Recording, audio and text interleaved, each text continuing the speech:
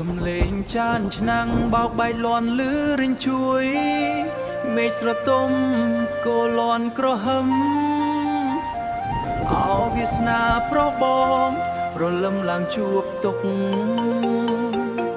ព្រឹកប្រលឹមបើកភ្នែកលឺសូរគោលាន់រិញជួយដីតាមពិតសំឡេងថ្លៃស្រែកជេរពីផ្ទះបាយមកបោផ្ទះលៀងចានមិនហ៊ានឈប់សម្រាកជូតញឹងតែអូននៅតែខឹងព្រោះបងដងហើមលឺពេក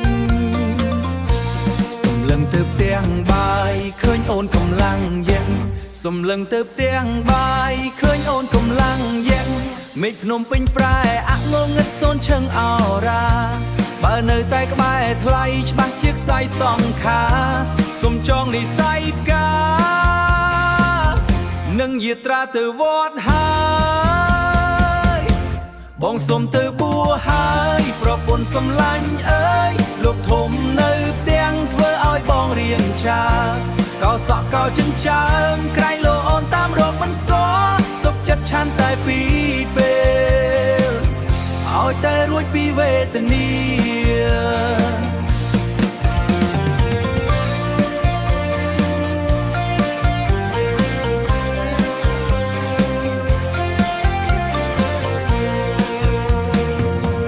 នៅវត្តមានធម៌ទេសនាស្ដាប់ទៅត្រជាក់ដល់ក្រអៅនៅផ្ទះមានធัวក្តៅបញ្ចោរាល់ដងហើមចេញចូលបើបងធ្វើខុសលោកគ្រូក្រន់តែឲ្យសូត្រធម៌បើខុសនឹងអូនវិញច្បាស់ជាដេកអោបសស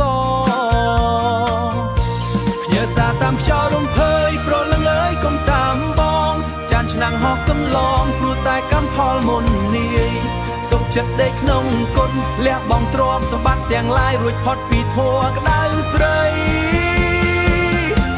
បងសុំទៅបួសហើយប្រពន្ធសំឡាញ់អើយលោកធំនៅផ្ទាំងធ្វើឲ្យបងរៀនចា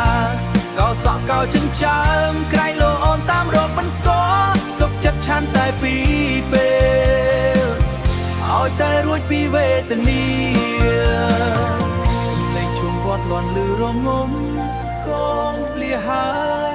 ធัวក្តៅផ្ទះបាយសុខចិត្តឆានពីពេលរួចពីវេទនា